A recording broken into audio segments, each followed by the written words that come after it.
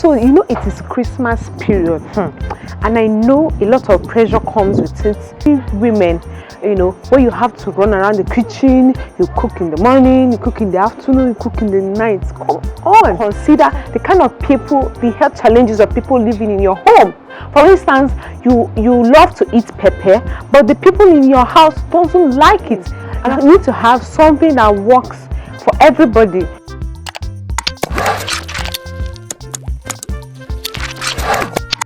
Hey guys, so welcome back to my YouTube channel. We're making progress, aren't we?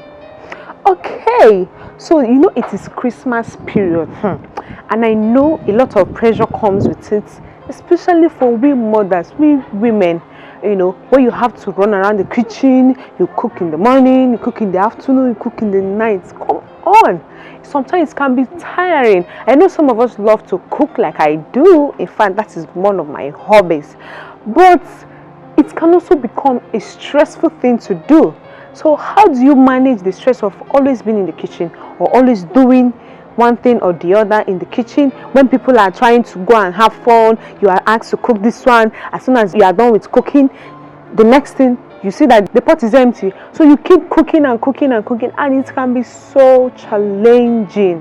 Okay, so I'll share with you today on how I run my family to make it easier for me to make food for everybody at a time that there should be food, because I know that food is a necessity. Don't forget that. If you're a foodie like me, we love to eat, we love to have food in our house. So you cannot come into a house. In fact, what makes me comfortable in a house is when I enter like this, I perceive something that is very, very, very interesting. Okay, so how do you make that? I created a timetable for my family. So we have what we eat in the morning, we have what we eat in the afternoon, in the evening, and that is constant. We rarely have some changes to make. I know that sometimes you might need to make some changes, but for the most part, you need to have a strict routine. You need to have something that works for everybody. So that makes you consider everybody's preferences, because some people will say, I don't like eating this, I don't like eating that, and that is all right. You can still strike a balance in your menu for the family. So you create a timetable. It helps you to decide how your family is going to eat a balanced diet every week. So it helps you to include every food that is necessary for everybody. You have toddlers, the menu has to be different. You have preschoolers, you have grown-up, you have teenagers. Their needs are different. For instance, you know that a toddler needs protein more to develop themselves. They need it to build their brain, to build their muscles, to also have energy. So they need more of energy-giving food and body-building food. So you don't give a toddler what you give a 60-year-old man, and you don't also give a preteen or a teenager what you give to an adult or an older person. So these are the things you need to consider if you're going to make a menu for your family, because what you eat determines how healthy you're going to be or not. And they said if you don't eat your food as medicine, you do what? You take your medicine as your food. So you need to be very conscious of what you eat, what you take into your system, so that you don't eat poison in the name of food. And you know what?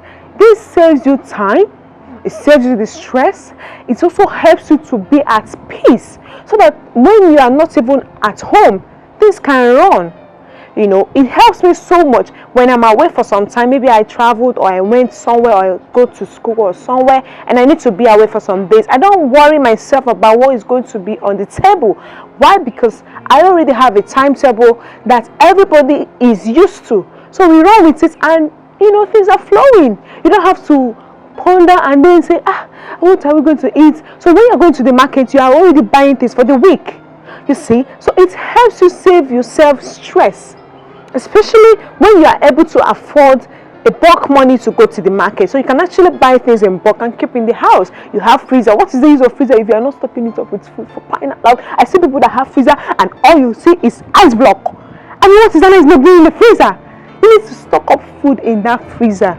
And now that we are in Christmas and festival period, where you need to eat a lot of food, where you have a lot of guests coming to your house, so this helps you to manage the pressure of always running into the kitchen and running out. So how you have a menu in your home, you will see how better your home will run, because when you put orderliness in a place, it makes things to run faster.